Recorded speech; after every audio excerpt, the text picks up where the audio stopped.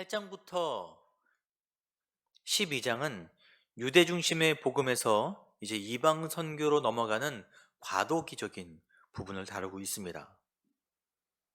저희가 지금 다루고 있는 일곱 집사님들 역시 과도기에 해당되는 인물이에요. 성경은 그중 두 명의 사역을 자세히 소개하고 있죠. 지난주에 스데반 집사에 관한 이야기를 했습니다. 그가 공회에서 성정과 율법에 대해서 사람들에게 알려주고 그 다음에 첫 순교라는 사명을 감당하게 됩니다. 오늘 본문에는 또 다른 집사 빌립에 관한 이야기가 있는데 그가 한 역할은 이방 지역 사마리아 지역과 에디오피아 사람에게 복음을 전한 일을 기록하고 있습니다.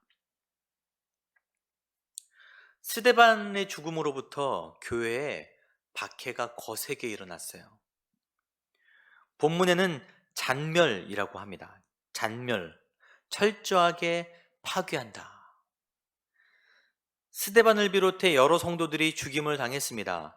사도행전 22장 4절에 바울이 과거를 회상할 때 내가 이 돌을 박해하여 사람을 죽이기까지 하고 남녀를 결박하여 옥에 넘겼노니, 굉장히 큰 환란이 예루살렘 교회에 임했어요.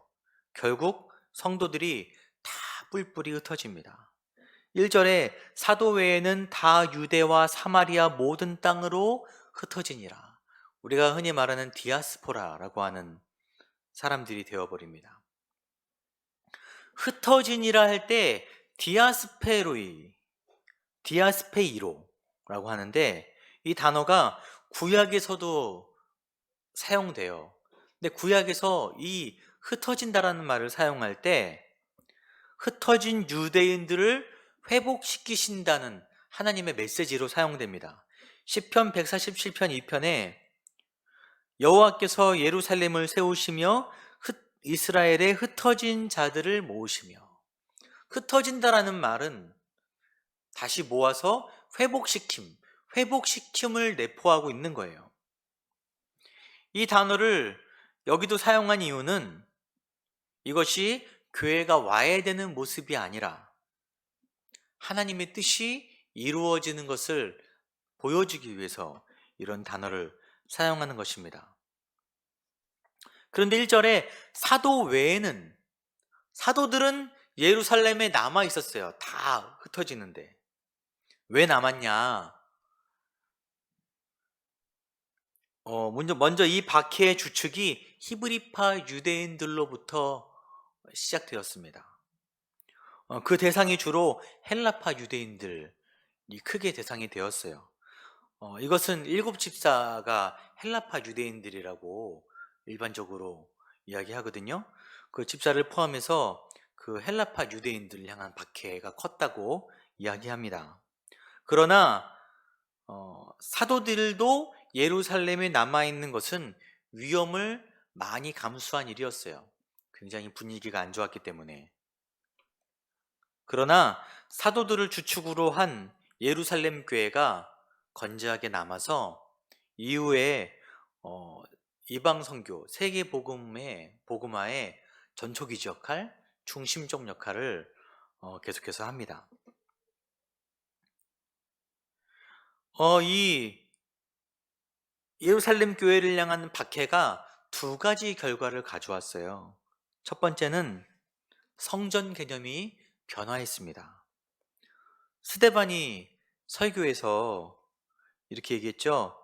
지극히 높으신 이는 손으로 지은 곳에 계시지 아니하시나니, 이렇게 얘기했어요. 예루살렘에 교회가 세워졌지만 아직 예루살렘 성전이라는 상징적인 장소가 구심점이 되었습니다. 성전에 모이기를 힘썼어요. 그러나 이제 교회가 장소의 개념, 성전을 벗어나 믿는 각 사람이 되어서 전 세계로 흩어지는 거예요. 어떤 장소의 개념이 아니라 사람의 개념으로 변화되었습니다. 또 한 가지는 복음이 전파된 것입니다. 4절에 그 흩어진 사람들이 두루 다니며 복음의 말씀을 전할세. 교회가 분명 외형적으로는 와야 된 것처럼 보이지만 그들의 모습은 패배자의 모습이 아니었어요. 그들은 숨지도 않았고 침묵하지도 않았습니다. 두려움에 떠는 것이 아니라 복음의 말씀을 가는 곳마다 전했어요. 사도들이나 일곱 집사 등이 복음 사역의 주체였어요. 그러나 이제는 모든 성도들이 전도자가 된 것입니다. 물론 모두가 전문 사역자가 되어서 헌신했다라는 말은 아닙니다. 평신도 사역자, 자신의 삶을 살면서 복음을 증거하는 거예요. 이것은 예수님이 하신 말씀의 성취입니다. 사도행전 1장 8절에 오직 성령이 너희에게 임하시면 너희가 권능을 받고 예루살렘과 온 유대와 사마리아와 땅끝까지 이르러 내 증인이 되리라 하시니라. 이 말씀이 이루어지는 거예요. 근데 우리가 이 예루살렘 교회에 임한 박해에 대해서 지나간 역사를 삼자의 눈으로 바라보고 있잖아요. 그러니까 은혜롭게 해석을 하지만 당시의 당사자들에게는 굉장히 큰 아픔이고 결단이고 때로는 궁금함이었을 거예요. 왜 이런 일이 생겼을까? 때때로 개인이나 교회나 사회의 문제를 바라볼 때 함부로 이렇다라고 말하기는 어렵습니다. 그러나 확실한 것은 그때 일하셨던 하나님은 지금도 일하시는 하나님이시라는 거예요. 이 모든 것이 말씀이 이루어지는 과정이라는 믿음으로 하루하루를 살아가시길 바랍니다. 삶의 어려운 순간이 다가올 때도 항상 우리 안에 역사하시고 일하시는 하나님을 신뢰하며 나아가는 성도님들이 되시기를 소망합니다. 이제 빌립이 사마리아 성에 내려가 전도하는 내용이 등장합니다. 5절에 빌립이 사마리아 성에 내려가 그리스도를 백성에게 전파하니, 빌립 집사가 이제 박해를 피해서 내려가는 거예요. 여러분, 사마리아 지역은 좀 특별한 지역입니다. 이스라엘 안에 속해 있지만 이방처럼 여겨지는 지역이었어요. 과거 이스라엘이 아수르에게 또한 바벨론에게 점령당한 기간들이 있습니다. 그런데 이 사마리아 지역을 그 점령한 나라들이 어떤 정책으로 다스렸냐면은 혼혈 정책을 썼어요. 이방 사람들을 유입시켜서 기존에 있던 유대인들과 섞이게 한 것입니다. 결혼하게 하고. 그래서 그 사마리아 지역은 오랜 기간 동안 혈통적인 수수성을 잃어버렸어요. 그래서 바벨론 포로기가 끝나고 성전을 재건하는 이야기가 성경의 구약 후반부에 있어요. 그때 유대인들이 사마리아인을 성전 재건에서 제외시켜 버립니다. 그러면서 갈등이 시작돼요. 유대인들은 사마리아인들을 이방인 아니면 개처럼 취급했어요. 유대인들은 예루살렘 성전을 중심으로 뭉쳤습니다. 사마리아인들도 역시 유대인들을 싫어했어요. 왜 좋아했겠어요? 그들은 그리심산에 성전을 건축하여서 그 중심으로 뭉쳤습니다.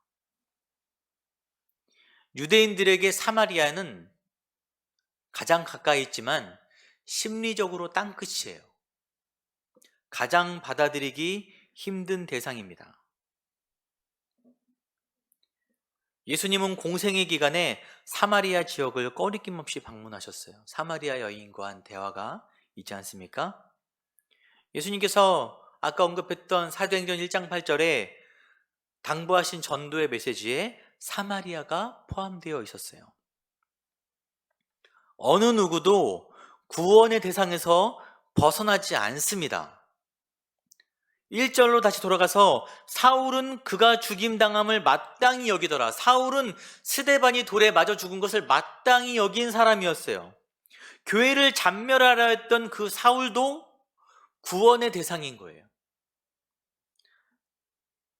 또한 어느 민족도 하나님이 사랑하시지 않는 민족이 없습니다. 구약에 아수르 땅에 회개의 메시지를 전하라는 하나님의 명령을 거부한 사람이 있어요. 바로 요나지요. 유대인들의 유대 민족주의를 대표적으로 보여주는 그런 내용입니다. 그런 유대인들 가운데 지금 큰 변화가 일어나고 있는 거예요. 빌립이 사마리아 성의 복음을 전해서 그들이 예수를 믿게 되었다는 소식을 듣고 예루살렘 교회에서 사도들 중에 베드로와 요한이 파송됩니다. 그 중에 요한을 주목했으면 좋겠어요. 누가의 기록에, 누가복음에 이 요한에 관한 이야기가 있는데, 예수님이 공생애를 마무리 지으시려고 이제 마지막에 예루살렘으로 가십니다. 그 도중에 사마리아를 들려요. 그런데 사마리아인들이 예수님께서 예루살렘으로 가시기 때문에 받아들이지 않는 거예요. 안 좋아하니까, 그 지역 사람들을. 예루살렘으로 가시는 예수님을 받아들이지 않자 누가복음 9장 54절에 요한이 이렇게 얘기합니다. 주여, 우리가 불을 명하여 하늘로부터 내려 저들을 멸하라 하기를 원하시나이까. 저들에게 불을 내려서 저들을 진멸할까요? 그런 이야기를 했던 요한인 거예요. 사마리아의 멸망의 불이 내려오기를 원했던 요한은 지금 멸망의 불이 아닌 영혼을 살리는 성령의 불을 그들에게 주기 위해서, 생명의 불을 주기 위해서 사마리아로 갔어요. 17절에 이에 두 사도가 그들에게 안수함에 성령을 받는지라. 우리는 복음의 메시지 앞에서 사람, 집단에 대한 편견을 버려야 합니다. 우리는 복음 앞에 개인적, 정치적, 민족적인 입장을 내려놓아야 돼요. 교회와 성도들은 그래서 어떤 정치적인 입장이나 민족적인 입장보다는 복음의 입장, 말씀의 입장에 서서 세상을 바라보고 살아가는 것이 아주 중요합니다. 8절에 복음이 사마리아 성에 들어가자 그곳에 큰 기쁨이 있었다라고 이야기합니다. 하나님의 백성으로 새롭게 거듭난 기쁨, 그 기쁨이 사마리아인들에게 생긴 거예요. 지금도 우리가 전하는 복음을 기다리는 사람들이 있어요. 지구 반대편의 먼 곳이 아니라 우리 마음속의 땅끝 예루살렘과 온 유대와 사마리아, 가깝지만 먼 그들에게도 편견 없이 이 기쁨의 소식을 전하는 전도자가 되시기를 소망합니다. 계속해서 빌립이 남쪽으로 이동합니다. 사마리아에서 전도를 한 후에 26절에 주의 사자가 빌립에게 말하여 이르되 일어나서 남쪽으로 향하라. 처음에는 주의 사자라고 표현하지만 29절에 성령이 빌립더러 이르시되 이수레로 가까이 나아가라 하시거늘.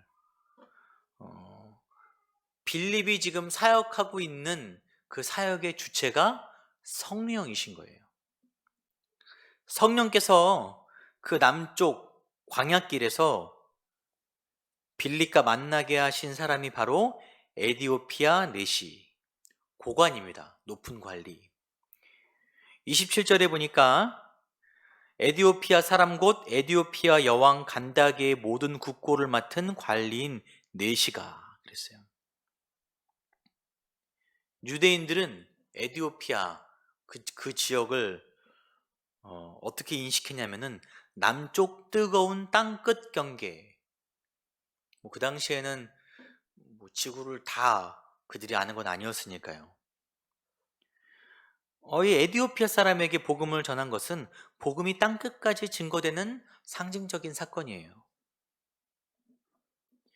이 내시에 관한 이야기를 하면은 그는 고위관리였습니다. 국고를 맡은 고위관리였고 당연히 지식인이었겠죠.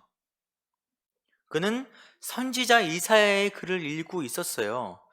아마 학계에서는 이 사람이 혈통적으로는 유대인이었을 것이라고 이야기합니다. 그가 읽고 있는 글이 이사야 53장 7절 도살자에게로 가는 양, 이사야 선지자가 장차 오실 메시아 예수 그리스도를 예언하는 내용이었어요.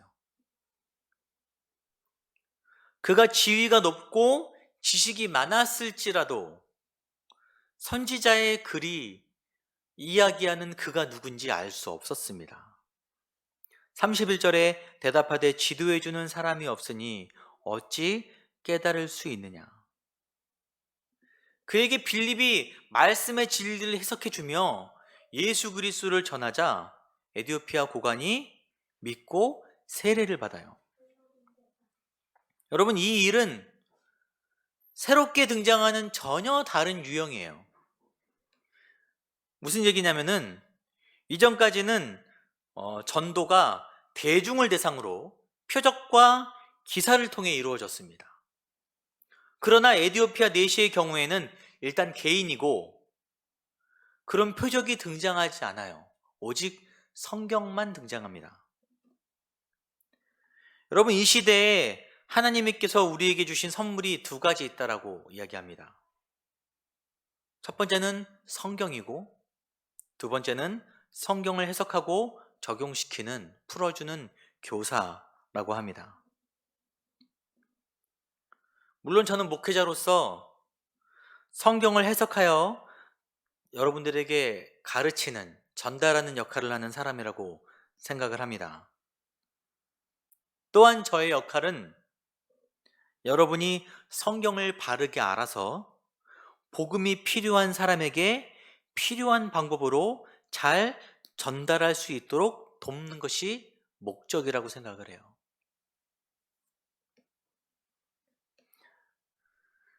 성경에는 빌립 집사만이 언급되지만 흩어진 모든 예루살렘 교회 성도들이 다 말씀을 전하는 전도자였어요. 4절에 그 흩어진 사람들이 두루다니며 복음의 말씀을 전할세. 바른 말씀으로 탄탄하게 성도들을 양육하는 것은 교회의 사명 중 하나입니다. 여러분이 누군가를 만났을 때 그에게 복음을 전할 때 그냥 우리 교회 너무 좋아, 예수 믿으면 잘 될 거야, 이런 메시지가 아니라 참된 복음을 그들에게 바로 증거할 수 있는, 성경을 완전하게 잘 알 수는 없지만 어느 정도는 우리가 성경에 대해서 이야기해 줄 수 있는 그런 말씀의 역량을 갖추는 것이 중요하고 그것이 바로 교회의 사명 중 하나입니다.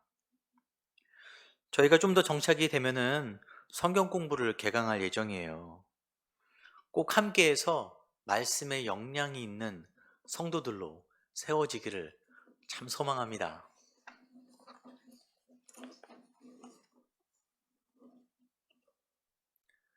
본문의 내용을 쭉 봤는데 좀 특이한 점이 있어요. 16절 같이 읽겠습니다. 이는 아직 한 사람에게도 성령 내리신 일이 없고 오직 주 예수의 이름으로 세례만 받을 뿐이더라. 빌립 집사가 표적을 행하고 복음을 전했어요. 그래서 사마리아 사람들이 다 믿고 세례를 받았는데 한 사람에게도 성령이 아직 내리지 않은 거예요. 이후에 사도들이 와서 안수하자 비로소 그들이 성령을 받습니다. 왜 이렇게 두 단계에 걸쳐서 복음이 역사했을까요? 한 번에 안 되고.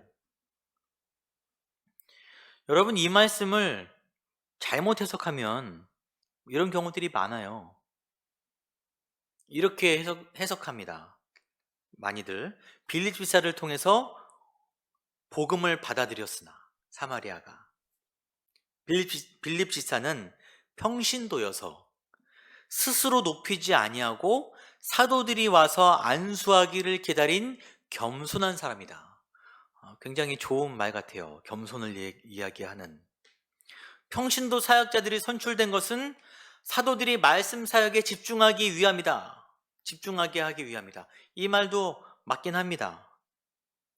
그러면서 겸손한 마음으로 영적으로 선을 넘지 말고 목회자들의 사역을 잘 보조해 줘야 된다라고. 사도나 지도자들의 안수를 통해서만 비로소 성령을 받는다. 이런 영적 권위의 방향으로 이 본문을 해석할 수도 있어요. 그러나 일단 성령의 조명하심 없이는 예수를 믿을 수도 없고 회개할 수도 없는 거죠. 빌립의 사역에 성령이 함께 하셨기 때문에 사마리아 사람들이 예수를 믿게 된 거예요. 그들이 세례를 받은 것입니다. 그러면 왜 사도들이 올 때까지 그들에게 성령이 내리지 않았다라고 하는 걸까요? 지오 프리램프라는 학자가 주장하였고 존 스토트가 이것을 인용하며 지지했는데, 그것은 당시의 특수성 때문이다라고 이야기합니다. 8장부터 12장까지 내용은 아까 처음에 언급할 때 유대 안에 있던 복음이 세계 선교로 넘어가는 과도기적 과정이라고 했어요. 이것은 유대 기독교인들에게 아주 큰 사고의 전환점이 필요한 그런 시기인 것입니다. 더군다나 사마리아 사람들과 유대인의 관계는 일반적이지 않았어요. 일반적인 것보다 못한 상황이었죠. 때문에 그들이 교회 공동체의 일원이 된다는 것은 회심하여 세례를 받는 것 외에 플러스 알파가 필요한 거예요. 그냥 회심하여 세례를 받았다, 그것만이 아니라 무엇인가가 더 상징적인 무엇인가가 더 필요한 것입니다. 그것이 무엇이냐면은 정통 사도들과의 교류, 그들의 승인이 필요했던 거예요. 왜냐면은 그들의 관계는 일반적이지 않았기 때문에. 사도들이 그래서 그들을 방문하고 그들을 통해 성령이 내려오는 과정이 필요했다라고 이야기합니다. 유대인들과 사마리아인들이 연합하는 상징적 의미를 위해서. 이 방향의 해석이 훨씬 더 건강한 방향이라고 생각을 합니다. 성령의 역사, 영적 권위는 일부 사람들만의 전유물은 아니에요. 목회자들만의 전유물은 아닙니다. 지금 있는 우리 사역자들이 그 당시 사도와 같은 권위를 가지고 있는 것은 더군다나 아니고요. 저희 교회에 또 이 땅 가운데 빌립 집사처럼 말씀의 역량과 영적인 역량을 두루 갖추는 그런 평신도 리더들이 많이 나오기를 소망합니다.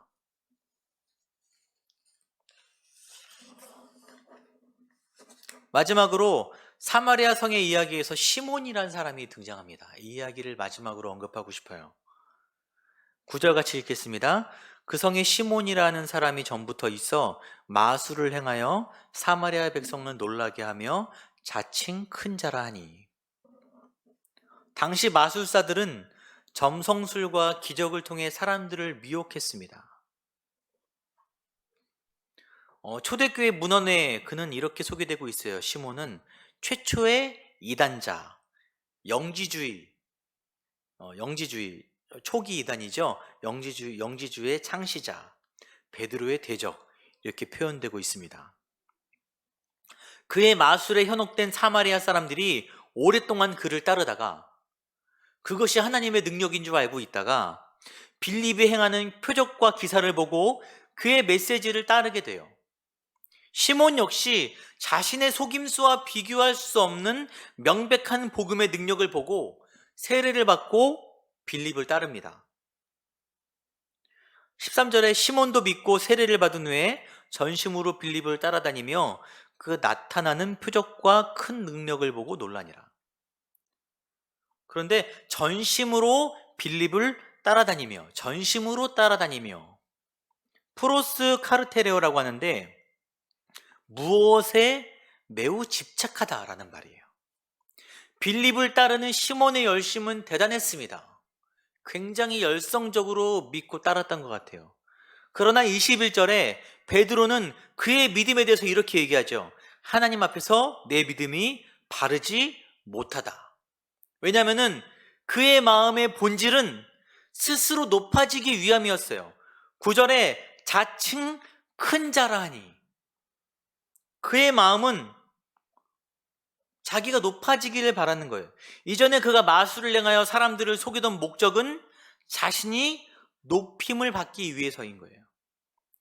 빌립을 통해 예수를 믿은 듯이 보이지만 그의 마음이 빼앗긴 것은 빌립이 행한 표적과 큰 능력, 저 능력을 나도 행해서 내가 더 높아지고 싶다라는 욕망이 그의 안에 있는 것입니다. 이후에 베드로와 요한이 사마리아 사람들에게 와서 그들에게 안수를 해요. 그러자 그들이 성령을 받습니다.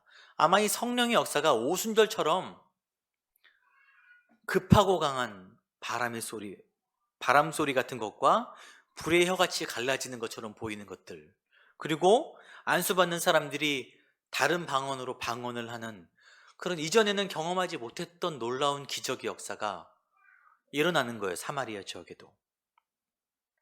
그러자 이것을 보고 사도들에게 돈을 주며 이 권능을 나에게 팔라고, 나에게도 주세요라고 요구합니다.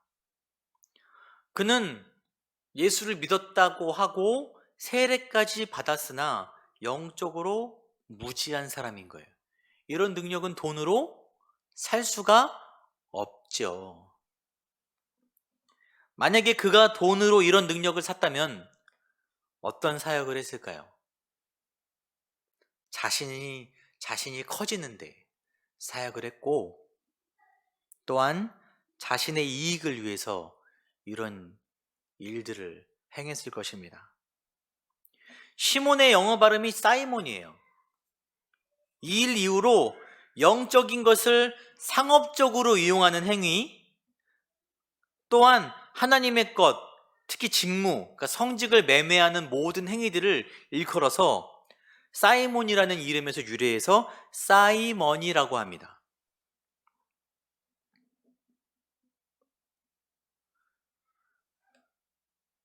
하나님의 것을, 하나님의 능력을 자신의 이익을 위해서 취하기를 원하면 안 되는 것입니다.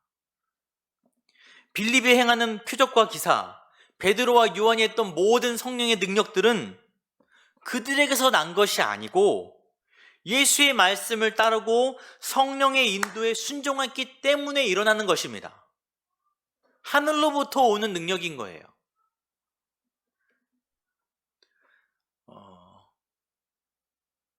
그러니까 시몬이 마술을 행했을 때도 사람들이 매우 놀랐어요. 마술과 성령의 능력을 외적으로 구분하는 것은 굉장히 어렵습니다. 성령의 능력 외에도 기적이 일어나기도 해요. 예언도 하기도 하고. 웬만한 영적 분별력이 없으면 분별하기가 너무 어렵습니다. 교회에서도 잘못된 사역들이 참 많이 일어납니다. 저도 그런 것을 분별하기가 참 어려워요. 그럴 때는 확실한 것은 그 사역의 방향성을 봐야 돼요. 자신의 이익을 위해서, 자신이 높아지기 위해서 그런 사역을 하고 있다면 그것은 성령의 이름으로 할지라도 속이는 마술인 것입니다. 여러분, 영적인 분별력을 가지고 미혹된 것에, 잘못된 것에 마음을 빼앗기지 마시기를 바랍니다.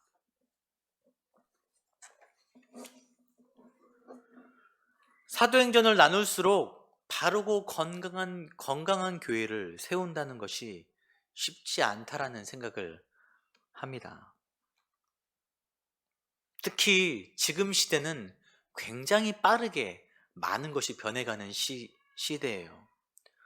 특히 요즘 코로나 문제도 포함해서 이 사회의 패러다임과 교회의 패러다임이 점차 변하고 있습니다.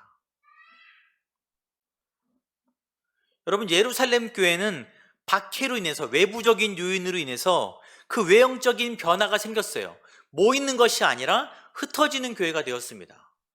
어떤 건물 중심이 아니라 사람 중심의 교회가 되었어요. 그러나 그 본질, 복음의 순수성, 성령을 따라가는 그 마음들은 변하지 않은 거예요. 본질은 살아있는 것입니다. 우리가 오늘 언급했던 모든 부분들, 말씀도 탄탄하고 영적으로 또 탄탄한, 잘 갖추어진 교회였어요. 참 도전이 됩니다. 이 변화되는 시대에 앞으로 교회의 모습이 어떻게 될지 모르고 우리 교회도 어떤 모습으로 세워질지는 모르나 시대에 발맞춰 가며 변화하되 본질이 견고한 교회가 되어야 되는 거예요. 복음이 탄탄한 교회가 되어야 되는 거예요.